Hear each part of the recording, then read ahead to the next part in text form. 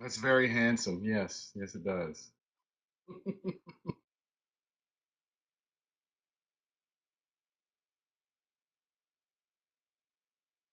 Perfect.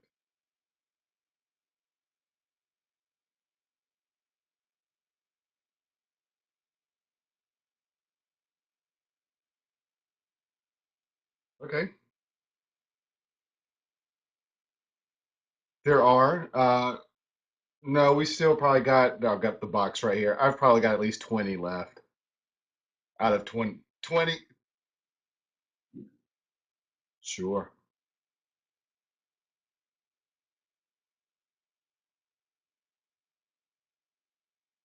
Yep. March 1st was 1 year.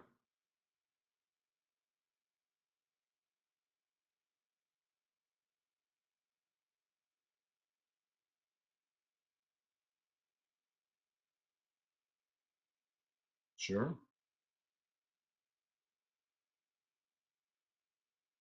Sure. Well, I graduated from East Carolina University back in 2002, and my major was in communication arts. So it was kind of a combination of illustration and graphic design. And to be perfectly honest, when I didn't even take art in high school. I did take art my freshman year in high school and didn't take art after that, and really wanted to go into broadcasting. I wanted to be the next David Letterman, and I just think that's the stupidest thing ever, but whatever. And so my mom really, really pushed me into art and just felt like if I didn't do something with it, I would regret it later on. So luckily, East Carolina had a really strong art program, and I fell in love with graphic design because I liked how cool everybody looked using computers. And I know that sounds so stupid, but it really looked like something out of 24 or some sort of like, I don't know. It looked awesome. Everybody had their black Wall Street power books, I guess they were called. And I just thought that was the coolest thing ever. So got into that, and still, I always enjoyed drawing, drew my whole life, like doing cartoons, that kind of thing. But I was really afraid that I wouldn't find work drawing cartoons, and graphic design felt like there was a job for a graphic designer. So did that, graduated, like I said, 2002 with communication arts, graphic design, illustration. Farted around home. I grew up in High Point, so High Point, North Carolina, and that's not really a hotbed for design, but whatever. It used to be. Yes, yes. Well, good. You should have waved. So anyway, I farted around for about 9 to 10 months, and then finally landed my first real design job in Charlotte, North Carolina, and moved to Charlotte, and I have been here ever since. So I worked for a couple design studios here in town for 10 years or so, and finally just got to the point where I had had children by now in those 10 years. I got a 6-year old and a 3-year old, and really started to think about the legacy that I was leaving them. Follow your dreams, kids, but then daddy's not really following his dream, that kind of thing. And that started to bug me a little bit. And so I had great support from my wife, who really, really pushed me and just decided that, kind of like my mom, if I didn't go out on my own and kind of make a name for myself, that I was going to regret it later on. So my wife supported me. I had a good friend, Matt, pushed me as well, and kind of was a great soundboard. So for anyone out there that is nervous about going out on their own, or that kind of thing, surround yourself with people that will tell you the truth and will be honest with you. So that's where I am now. Now I'm in this spacious room above my garage, where it's really cold in the mornings and really hot in the afternoon. So it's glamorous, and I am living the dream. So here we are.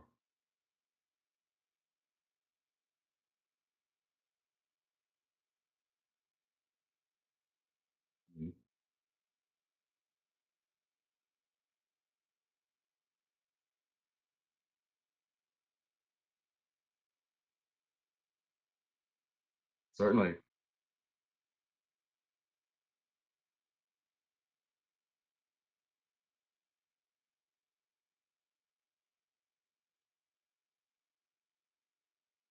I don't Well, I think I'm living as an illustrator because I say I'm an illustrator, and I think that's what changed.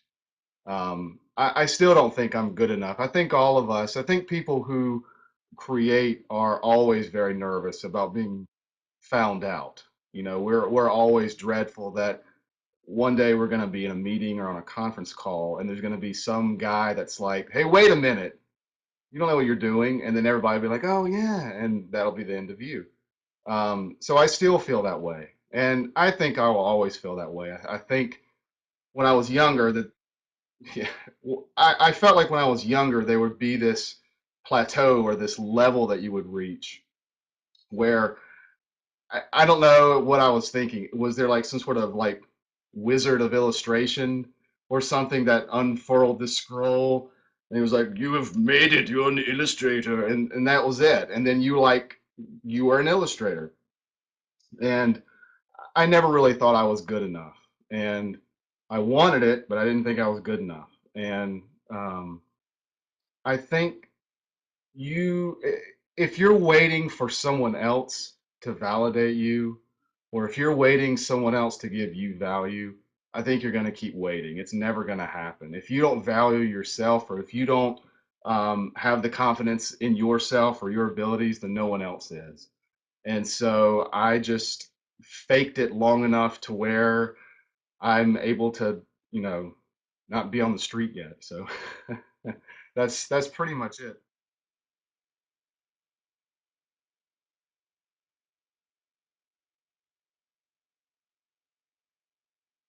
Right.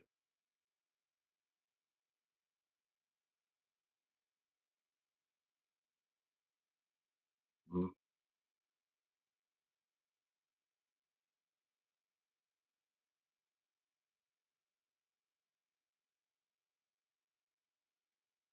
Right. Mhm.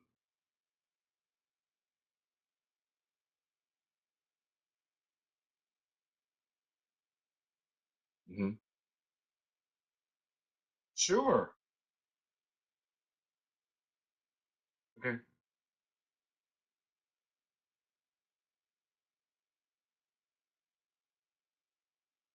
Sure. One of the big differences of going out on your own versus working for a company is when you work for yourself, you've got to feed your family. And so I think that's a huge thing. When I went to work for a company, if I didn't give it 100% today, if I only gave it 30% or 40%, that's not a big deal because I get to come in tomorrow morning and do the same thing. And it's not that big a deal.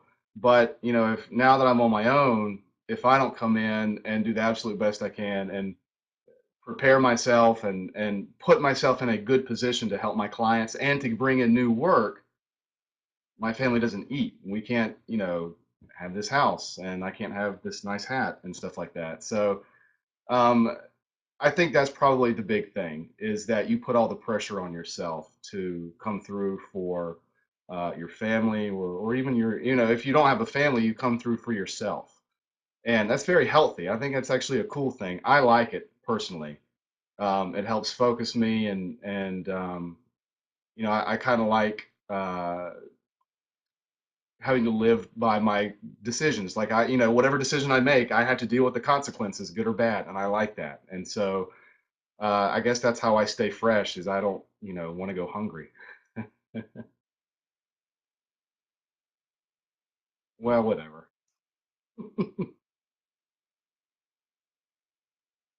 Mhm. Yes.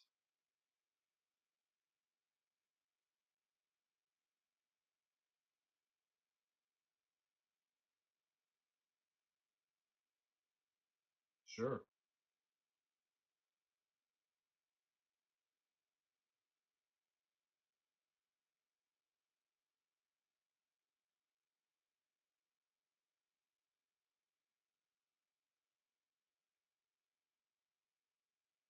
It is. All right, well, wait a minute. How's this computer work? Sorry.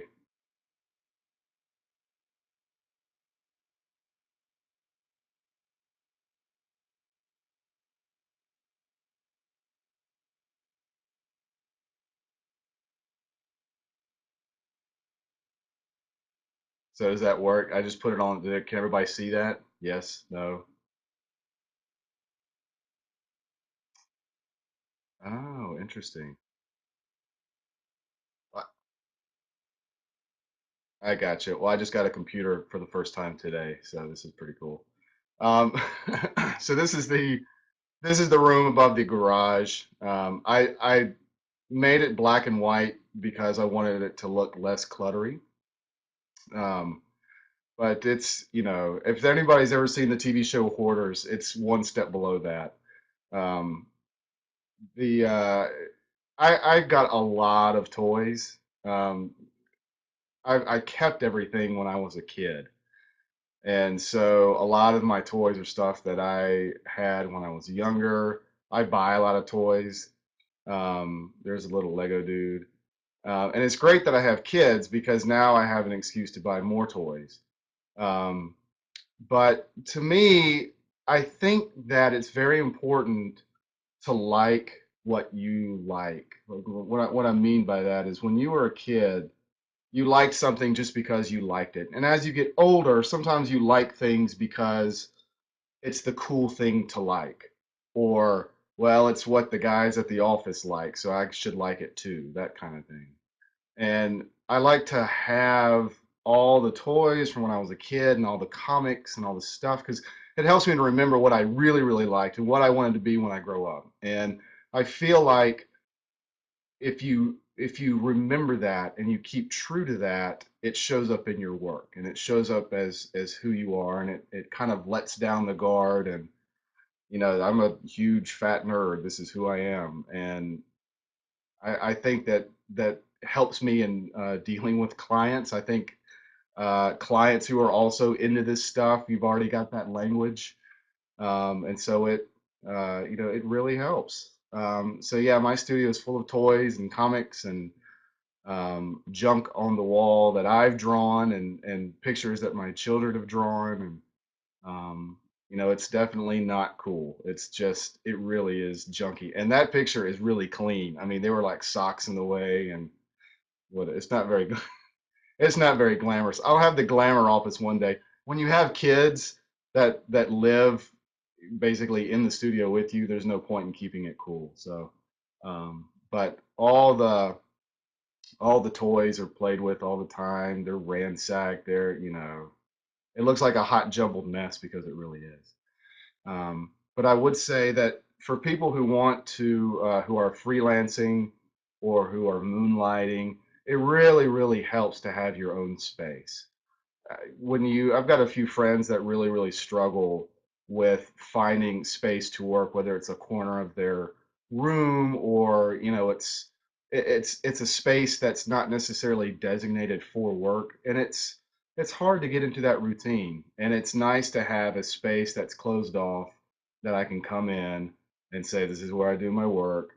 And that kind of thing. So the kind of equipment I have, I don't know if you can see from some of those photos. There's some of my Vine puppet things that I make. I love making weird stuff. I don't know why. It's just I guess I do it to relieve stress. I don't know, but anyway, the kind of stuff I have. I've got an iMac 24-inch or 27-inch. I don't know, whatever the big one is. I do have a PowerBook or what MacBook Pro. I don't know. I wish they would keep all the names the same. I call it the PowerBook, so whatever. I'm old. We've got a couple iPads. I do a lot of iOS development, so we've got a couple iPads floating around. And then I've got a big honking table that I just got behind me, which is, I don't know if you can see it. Let's see if we can move the camera. So it's like a big battleship. And look at all the junk on it. It was really cool like 3 days ago, and now it's whatever. The clutter is taken over. Um, but yeah, I got that because I was tired of drawing, moving my keyboard and drawing, and then having to move everything back. So I wanted to get a really nice drawing table, and um, draw there. So uh, it really depends on what the job is. I'm working on a project now that requires a lot more hand done stuff that will then be cleaned up in the computer. So right now I'm drawing a lot more. So it's really nice to have that space.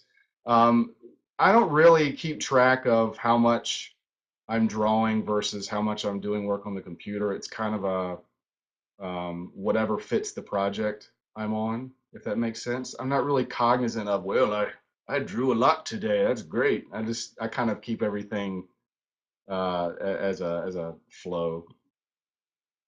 This is really informative, people, isn't it? Yes, I do have a ton of books. And that picture's not exactly fair. It's actually just one shot that I cropped into three different views to make it look like it was bigger than it really is. Just because the studio is so junky. But I do have a lot of books. I like collecting books. I think a lot of creative people like books. They're just sometimes you have to break away and you know go read, go look at pictures, keep that flow going, keep that flow of information going. So I do a lot of I collect a lot of Disney books. I like Disney stuff, comics, art of. So if a movie thing, or a movie comes out with an art of book, I'll collect that. I've got a lot of my college training was more fine arts oriented, so I actually have a lot of fine art stuff. I'm not very educated with it, so don't ask me to like, what's your favorite artist? Because Leonardo, Raphael, Donatello, and Michelangelo. Those are my four favorite artists. But yeah, I think books are really important, and I love books.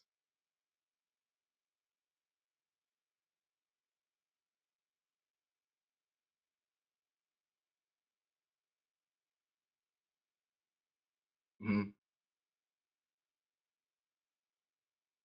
Certainly. Well, one of the things I did when I went out on my own, and for anyone that wants to go out and full time, you'll either need a pot of money or you'll need a pot of clients, some bigger contracts that allow you to float, because it does take a little while, once you go out on your own, to kind of get the ball rolling. And if you have a family, it takes a little bit longer. You're not getting that paycheck anymore. You're basically managing a pile of money. So one of the first things that I did when I went out is to buy a mailing list, and there are several different companies you can use to buy mailing lists. I think we used Constant Contact. I can't remember. But anyway, there's several out there. So we bought a mailing list.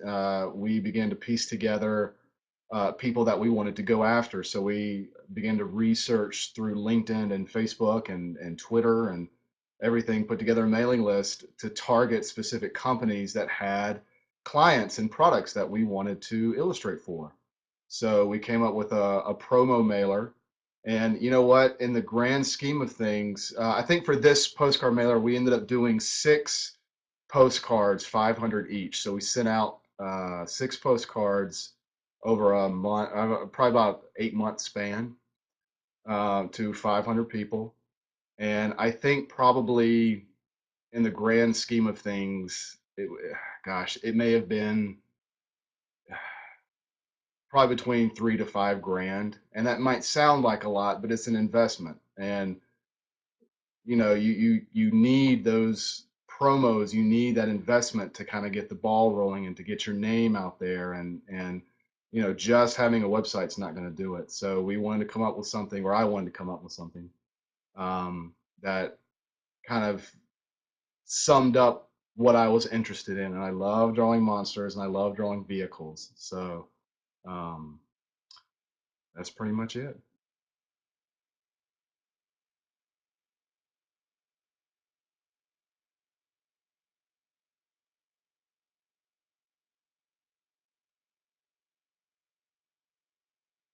Mhm.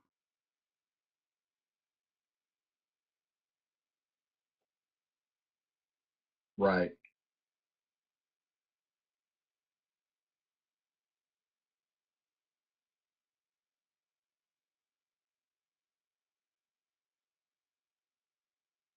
Yeah, well, we did it.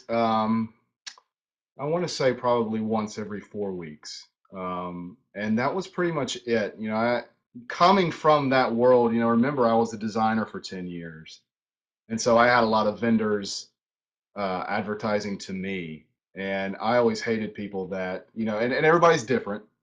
But I always hated it when I would get bombarded with either, email blasts that didn't say anything or, hey, look at this pretty picture and here's a link to my website. And whatever, I'm not interested. And, that is me, just my opinion. But I didn't want to be like that. I wanted to send out something very targeted and very specific. And again, you have to realize when you do that, 500 is a very small number. That is a extremely small number, and if you get a 2% return on a promo, that's a really, really good return. So you guys got to think about 500 people. And if only, if one person says, hey, I got your promo, this looks great, then it's been a very successful promo. So kind of like what you said, you have to cast out a lot of nets. So we had the promo mailer going out, and we had my website. We're on Dribble, Twitter, Facebook, all these things, because you never know how you're going to bring someone in, and it's always the weirdest stuff where I hear how people found me or where they came from. It's never what I thought it was going to be. So yeah, that would be my recommendation. Is you can't get discouraged if no one contacts you. You really have to keep going.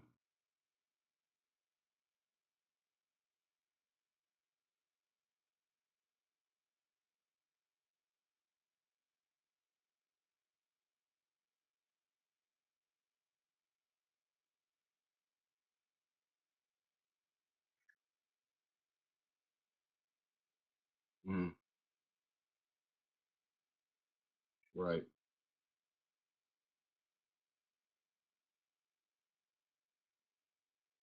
Mhm. For sure. It's just another website. Um, it's not going to hurt for you to put work on there, but if that's your only, if you put all of your value on one site, it doesn't matter what it is, you're going to be disappointed. I think you're going to be really, really frustrated. So I wouldn't. The issue with Dribble is I wouldn't put a whole lot of stock in what other people find valuable on that site.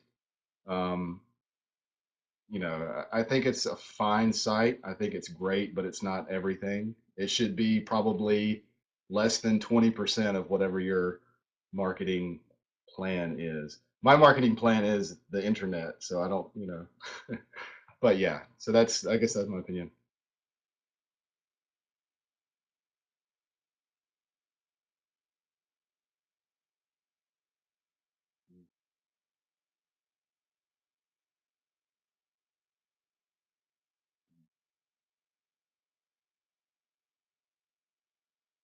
Right. Mhm. Certainly.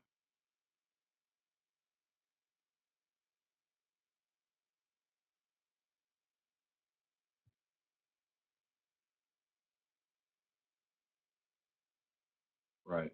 Right.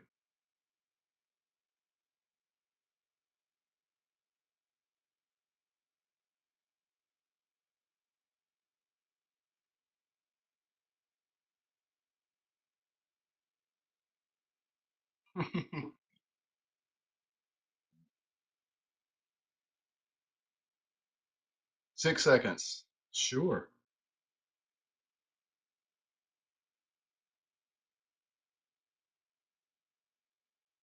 Mhm.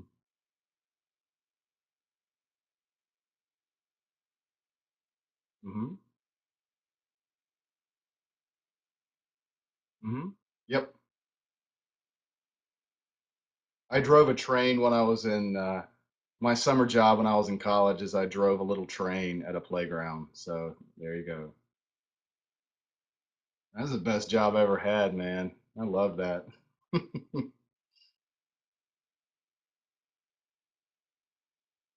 Hmm.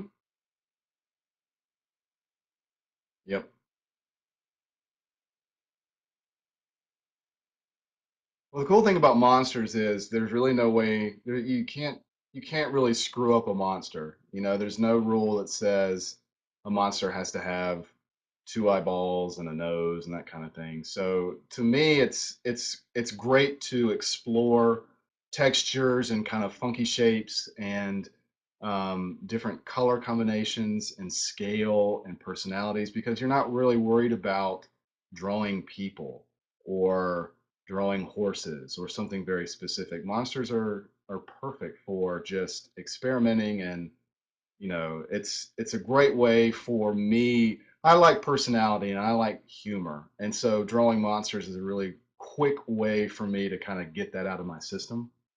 So,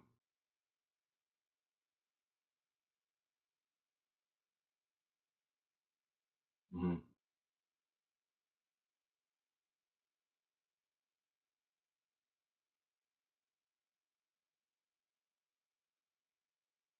mhm. Yeah, this was a series of animated videos for cases for people who may not know. Quite honestly, I'm not sure I really understand either. So NASA runs the space station, but no, Cases runs the space station. So somehow Cases and NASA work together to run the space station or whatever. I don't know.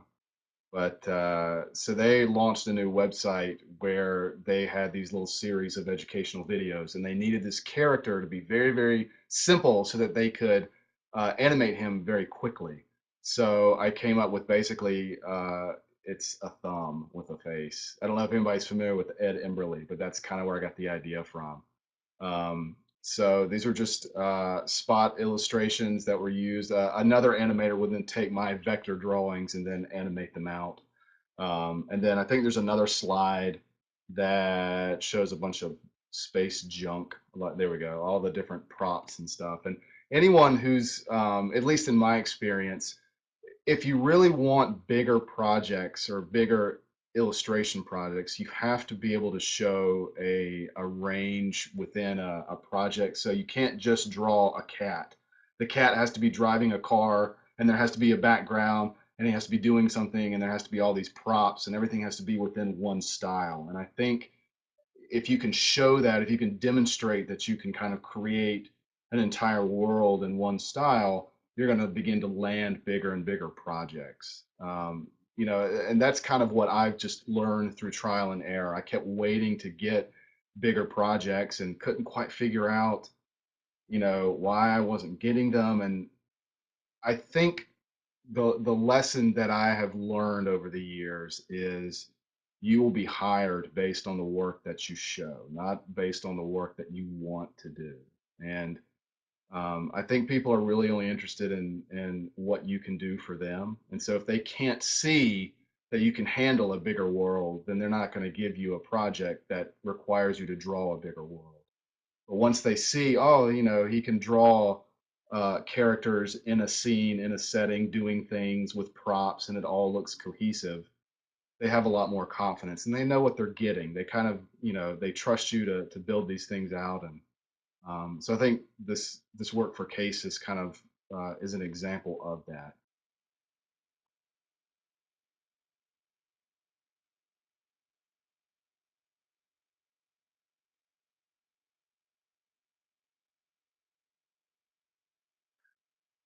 It just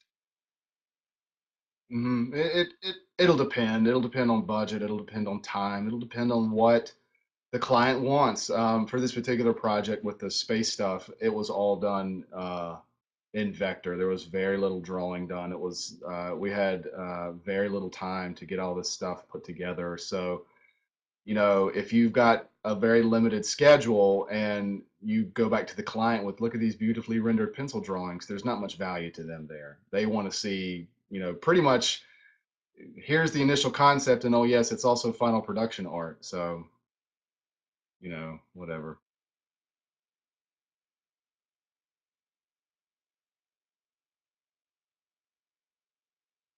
Hmm.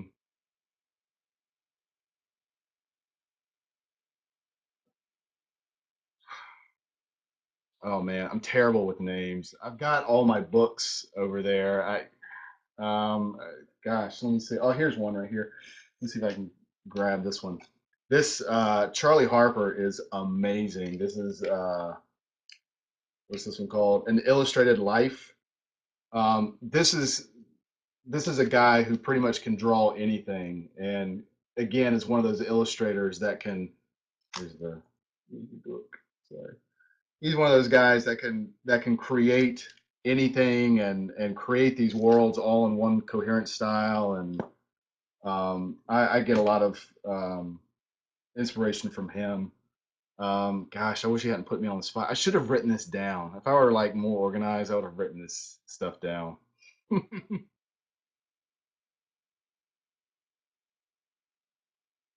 Sure. Okay.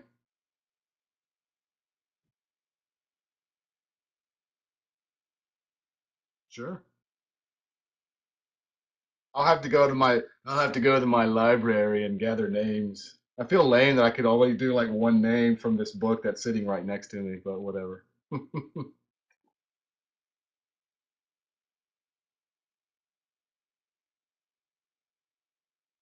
Mm. Oh, I haven't seen those. That's cool. What's the name? And those are drawn on Rick.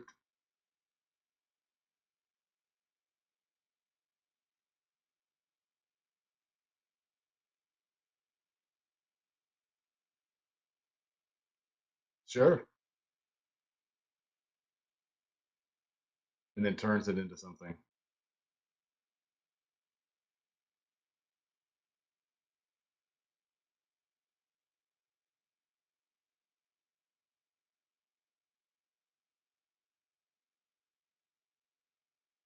Very cool. Definitely. Definitely.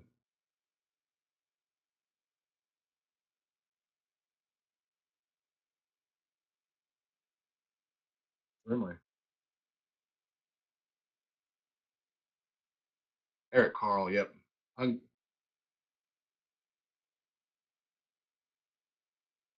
Certainly. Hmm.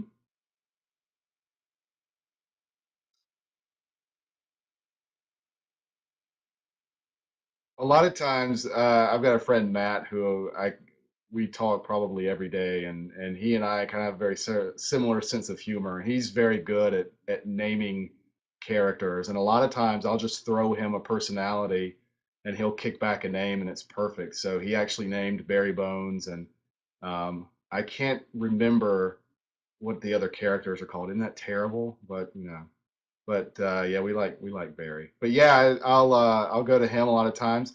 A lot of times you just kind of will watch a show or watch a movie, and there'll be a funny name and you'll write it down and want to use it later. So there's not much science to it. So go ahead. I forgot what I was gonna say. You go ahead. I don't know. How we,